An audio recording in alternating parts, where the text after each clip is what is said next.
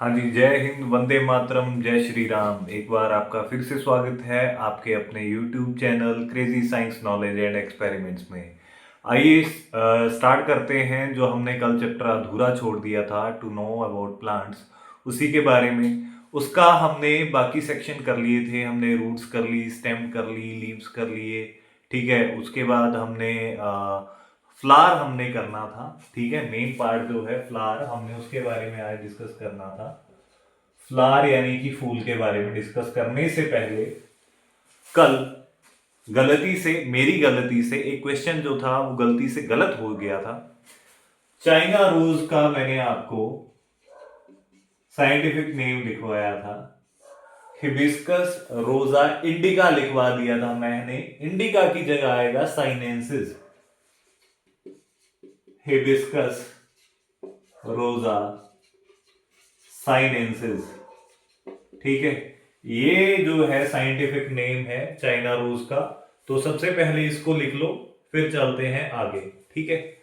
Flower की बात करें, फूल की बात करें, तो फूल में अलग अलग पार्ट्स होते हैं। उन पार्ट्स के नाम पूछे जाते हैं। मेल पार्ट कौन सा होता है, फीमेल पार्ट कौन सा होता है, अट्रैक्टिव पार्ट कौन सा होता है, पेटल्स क्या होते हैं, सेपल्स क्या होते हैं।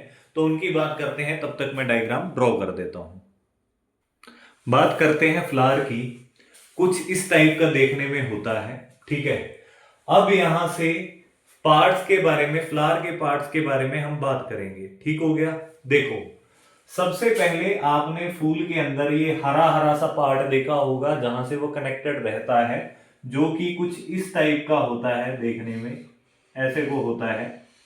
जो डंठल टाइप होता है नीचे का, जहां से हम फूल की पंखुड़ियां अलग कर देते हैं, ये जो पोर्शन आता है इसे बोला जाता है सेपल्स। सेपल्स जो हैं ग्रीन कलर में प्रेजेंट होते हैं, ठीक है। ग्रीन कलर के आपने देखे होंगे। हरा रंग का होता है वो नीचे का पार्ट, जिसके ऊपर से आप पंखुड़ियां तोड़ के अलग कर देते हो, और नीचे का जो हरा पार्ट बचता है उसको क्या बोला जाता है, सेपल्स बोला जाता है, ठीक हो गया जी। आगे जो फूल के ऊपर का कलरफुल पार्ट होता है, जैसे आप चाइना रोज की बात करते हैं, हिबिस्कस रोजा साइनेंसिस की बात करते हैं, तो उसका जो फ्लावर होता है उसके ऊपर के लाल पत्ते टाइप, लाल जो उसका फूल होता है, पंखुड़ियां होती हैं, उन्हीं को पेटल्स कहा जाता है। ये कलरफुल होती हैं, कलरफुल, ठीक है।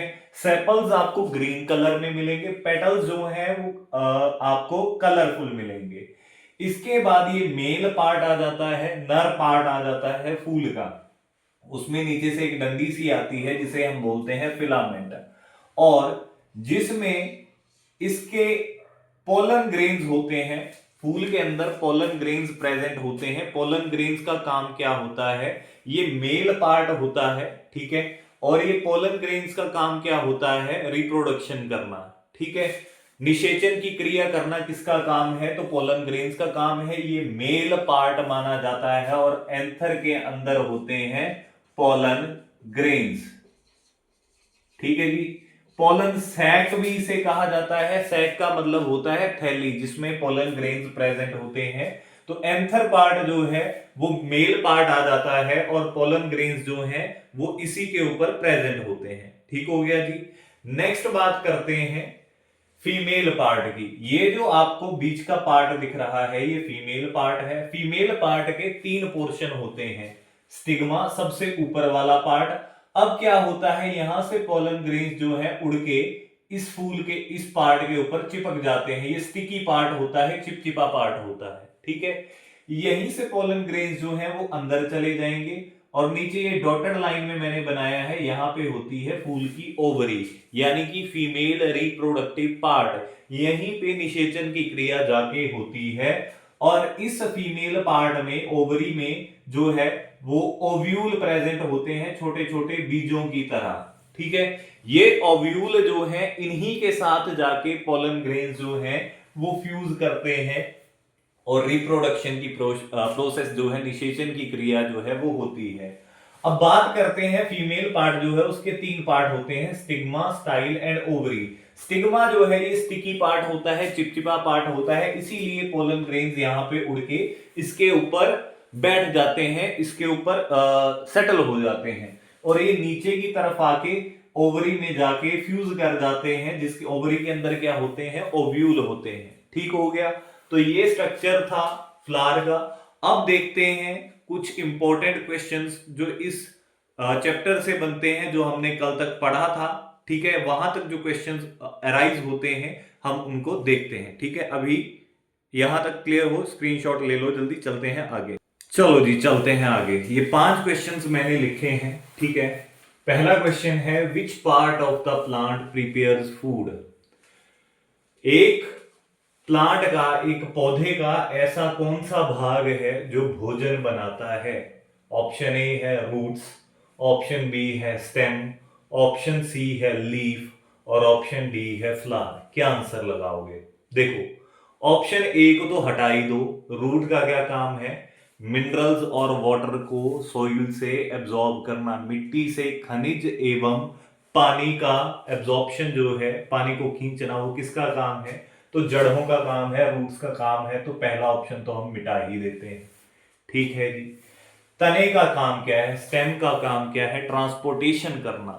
ट्रांसपोर्टेशन किस चीज की, भोजन और पानी की ट्रांसपोर्टेशन करना, यानी कि उसका यातायात करवाना पूरे के पूरे पौधे में, वो किसका काम है, तो तने का काम है, स्टेम का है।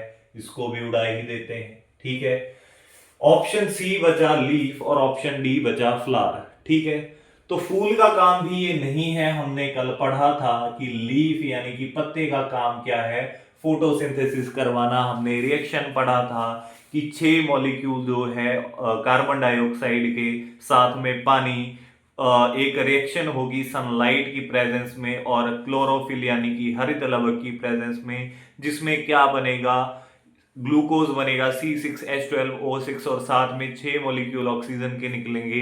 तो वो ग्लूकोज जो था वो भोजन था और ये बनाना किसका काम है, पत्तों का काम है। तो पहला ऑप्शन तो आपको यहीं से क्लियर हो गया। ठीक हो गया, पहला question clear. Next second question की बात करते हैं। The process by which plant makes their food. ऐसी क्रिया जिससे पौधे जो हैं अपना भोजन बनाते हैं उसे क्या कहा जाता है। ऑप्शन ए आ गया रेस्पिरेशन। रेस्पिरेशन बोलते हैं सांस लेने की प्रक्रिया को, तो इस ऑप्शन को भी मिटा देते हैं। ठीक है जी। नेक्स्ट ऑप्शन बी आ गया ट्रांसपीरेशन। तो हमने ट्रांसपीरेशन क्या पढ़ा था कि पत्ते जो हैं, पत्तों के ऊपर से पानी जो है वो वाष्प यानी कि वेपर्स की फॉर्म में बाहर निकलता है, जिससे धीरे धीरे बादलों का निर्माण होता है। तो ये भी वो प्रक्रिया नहीं है जिससे पौधे अपना भोजन बनाते हैं, तो इसको भी उड़ा देते हैं। ठीक है जी। नेक्स्ट आ गया जर्मिनेशन। जर्मिनेशन का मतलब क्या होता है, आपने कोई बीज बोया, उसकी जर्मिनेशन, उसका उगना, उसी प्रोसेस को क्या कहा जाता है, जर्मिनेशन कहा जाता है। तो ऑप्शन डी हमारे पास बच गया फोटोसिंथेसिस, जिसे हम प्रकाश संश्लेषण बोलते हैं, और यही प्रक्रिया है जिससे पौधे अपना भोजन बनाते हैं। ठीक हो गया जी। नेक्स्ट अगला तीसरा क्वेश्चन देखते हैं। विच part of plant absorbs water and mineral. तो जो पहले क्वेश्चन का ऑप्शन ए था रूट्स, वही इसमें सही आंसर है। हमने सबसे पहले पढ़ा था कि पौधे का वह भाग जिससे जड़ें जो हैं वो मिनरल्स यानी कि खनिज और पानी की एब्जॉर्प्शन करते हैं, वो क्या आता है, रूट्स। तो इसका भी सही आंसर जो है वो ऑप्शन डी रूट्स हो गया। बाकी ऑप्शंस ही मैंने मिटा दिए। ठीक हो गया। अगला क्वेश्चन आ गया, plants with green and weak stem are called. ऐसे पौधे जिनकी हरी और वीक पतली स्टेम जो कमजोर तना जो है वो किसका होता है, श्रब्स का होता है, हर्ब का होता है, ट्री का होता है, या ऑल ऑफ दीज। देखो ट्री का तो होता नहीं है, पेड़ का जो है वो कमजोर नहीं होता, मोटा होता है, तो ट्री तो आएगा नहीं। और इसी के साथ ऑल ऑफ दीज भी नहीं आएगा। क्यों, क्योंकि ट्री इसमें है नहीं। तो 2 ऑप्शन तो हमारे पहले ही गायब हो गए। ये जो मेथड मैं आपको बता रहा हूं पेपर करने का, इसे बोलते हैं हम इलेमिनेशन मेथड, जिसमें से जो ऑप्शन नहीं है पहले उनको हटा दो। ठीक है। नेक्स्ट आ गया श्रब और हर्ब। तो श्रब में हमने क्या पढ़ा था कि इनकी स्टेम वीक तो होती है लेकिन थोड़ी सी वुडी होती है, जिसमें वुड प्रेजेंट होती है, यानी कि श्रब भी इसका आंसर नहीं आएगा। तो आंसर बचा हमारे पास हर्ब, जिसमें हमने कोरिएंडर यानी कि धनिया, मिंट यानी कि पुदीना, और साथ में हमने और भी ऑप्शंस पढ़े थे। ठीक है, तो इसका सही आंसर क्या आ जाएगा, हर्ब आ जाएगा।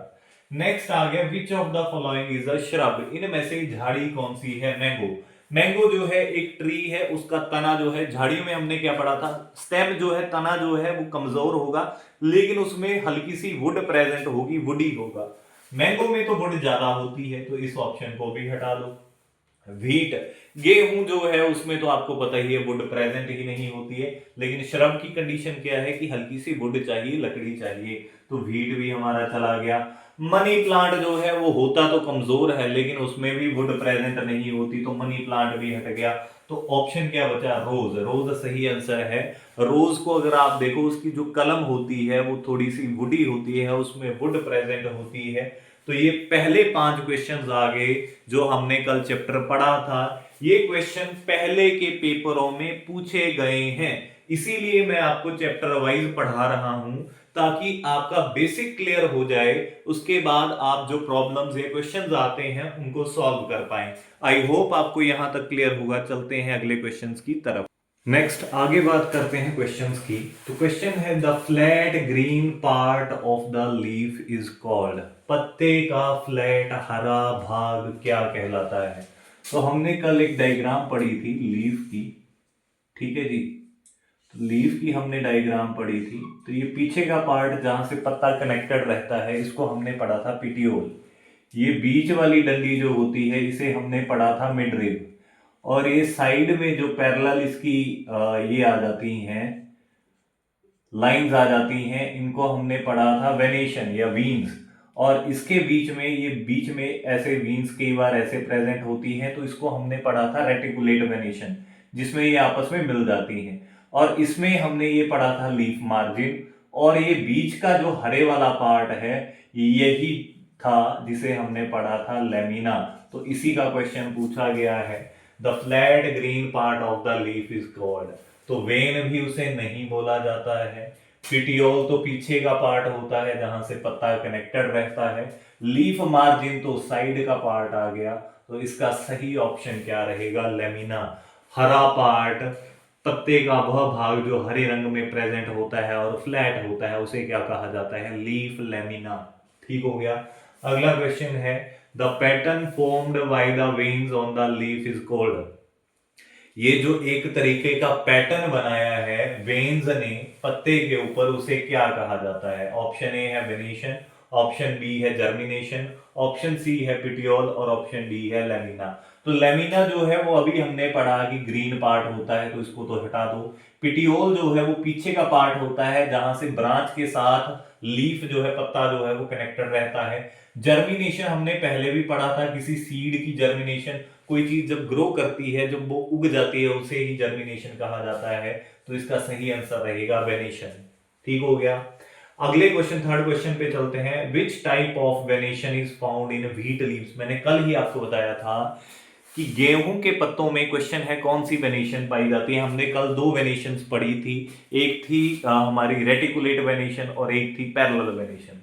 ठीक है, तो इसमें दिया गया है रेटिकुलेट, पैरेलल, स्पाइरल या नन ऑफ दीज। तो स्पाइरल तो है नहीं, ठीक है, नन ऑफ दीज भी नहीं है, आंसर इन्हीं 2 में है। तो पैरेलल वेनेशन या रेटिकुलेट वेनेशन।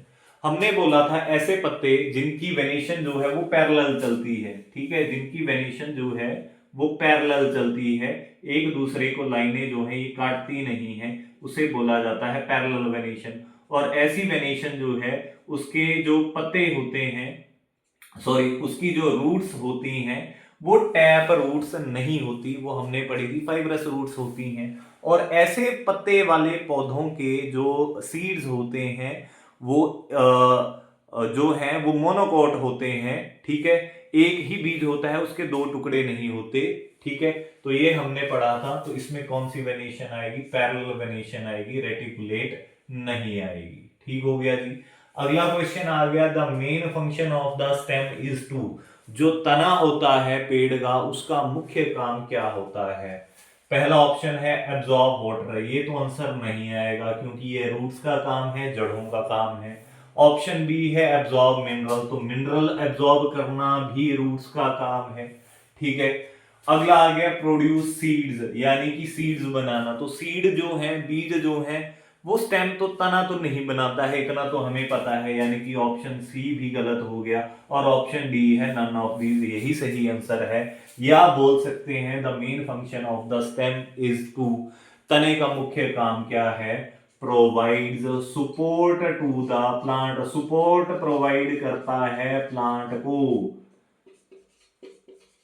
ठीक है, प्लांट की जो सपोर्ट है वो कौन देता है, तो स्टेम देता है, तो आंसर क्या आ जाएगा, नन ऑफ दीज। अगला क्वेश्चन आ गया, विच of the following plants have reticulate venation, इनमें से कौन सा ऐसा पौधा है जिसमें रेटिकुलेट वेनेशन होती है। मेज, मक्के में हमें पता है ऐसे पत्ते पाए जाते हैं, पैरेलल वेनेशन होती है, तो मेज तो गया।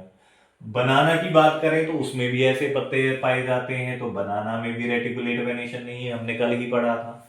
ठीक है, ऑप्शन ए आ गया ग्रास, तो ग्रास में भी ऐसी वेनेशन पाई जाती है, यानी कि ग्रास भी ऑप्शन नहीं है। मस्टर्ड यानी कि सरसों के आजकल उगी हुई है, आप पत्ते देखोगे तो उसमें ऐसी वेनेशन ना होगी, ऐसी वेनेशन होगी जिसमें पत्ता जो है इंटरकनेक्टेड होगा एक दूसरी से, तो इसे ही हम बोलते हैं रेटिकुलेट वेनेशन। तो सही आंसर क्या आएगा, मस्टर्ड आ जाएगा, सरसों आ जाएगा।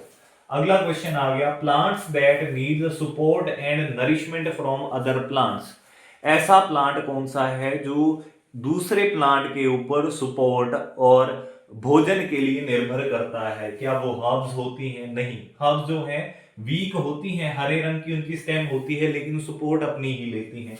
श्रब्स जो है उनमें तो वुड प्रेजेंट होती है, तो वो तो सपोर्ट लेती नहीं है। क्रीपर्स जो हैं ये तो रेंग रेंग के धरती पे चलते हैं, तो इनको ये भी आंसर नहीं आएगा। और क्लाइंबर्स जो हैं वो दूसरे पेड़ के ऊपर क्लाइंब करके उसके ऊपर लिपट जाती हैं, जैसे बेल होती है, जब उसको निकाला जाता है वो दूसरे पेड़ के ऊपर निशान भी छोड़ देती हैं, और ये अपना नरिशमेंट भी उसी प्लांट से लेती हैं, तो आंसर आ जाएगा option D, climbers. I hope यहां तक आपको क्वेश्चंस क्लियर होंगे। चलते हैं आगे, नेक्स्ट चलते हैं आगे। अगला क्वेश्चन है, which part of the leaf helps in photosynthesis, प्रकाश संश्लेषण की क्रिया में कौन सा पत्ते का ऐसा भाग है जो हेल्प करता है, जो मदद करता है। ऑप्शन ए है वेन्स, तो वेन्स तो हमें पता है कि ये हेल्प नहीं करती, इनका काम क्या होता है, लीफ को या पत्ते को सपोर्ट प्रोवाइड करना। नेक्स्ट आ गया मिड रिब, मिड रिब का पूरा काम है, इसका भी सेम काम है, लीफ को सपोर्ट प्रोवाइड करना और लीफ को खोल के रखना। ठीक है, ये बीच का भाग होता है, जैसे हमने पढ़ा था मिड रिब, रिब हम बोलते हैं जो हमारी पसलियां होती हैं, तो ये मिडल की रिब होती है जो पत्ते में प्रेजेंट होती है। नेक्स्ट आ गया पिटियोल, पिटियोल तो पत्ता जो है पिटियोल से टहनी के साथ कनेक्टेड रहता है, ब्रांच के साथ कनेक्टेड रहता है, तो इसका सही आंसर आ जाएगा ऑप्शन सी, लेमिना। लेमिना ही हरा भाग है, और ग्रीन कलर का पिगमेंट जो होता है उसे हम क्लोरोफिल बोलते हैं। हरे रंग का जो पदार्थ पाया जाता है, द्रव होता है पत्ते में, उसे हम क्या बोलते हैं, तो उसे ही हम जो है वो क्लोरोफिल या हरित लवक बोलते हैं, और उसी पार्ट को क्या कहा जाता है, ग्रीन पार्ट को लेमिना, तो इसका सही आंसर आएगा लेमिना।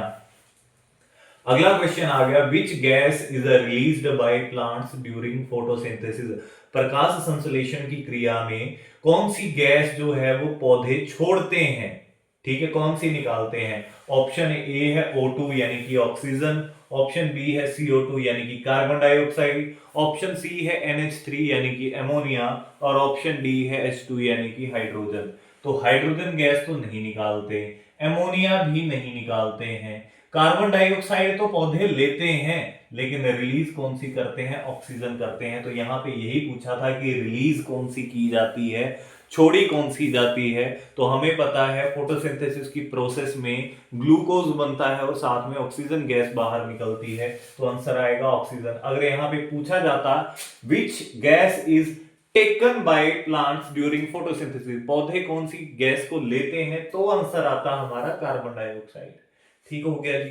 अगला क्वेश्चन है, विच of the following is a climber, इनमें से हमने पांच तरीके के प्लांट्स पढ़े थे, हर्ब्स पढ़ा था, श्रब्स पढ़ा था, हमने ट्रीज पढ़ा था, क्रीपर्स पढ़ा था और क्लाइंबर्स पढ़ा था, यानी कि हमने जड़ी बूटियां पढ़ी थी, हमने झाड़ियां के बारे में पढ़ा था, हमने पेड़ पौधों के बारे में पढ़ा था, हमने पढ़ा था आरोहियों के बारे में और हमने पढ़ा था ऐसे प्लांट्स जो रेंग के चलते हैं। ठीक है, तो इसमें क्लाइंबर्स यानी कि आरोहियों के बारे में पूछा गया है। ऑप्शन ए है मनी प्लांट, बी है रोज, सी है तुलसी, डी है ऑल ऑफ दीज। तो तुलसी तो नहीं है, तुलसी जो है वो हर्ब है।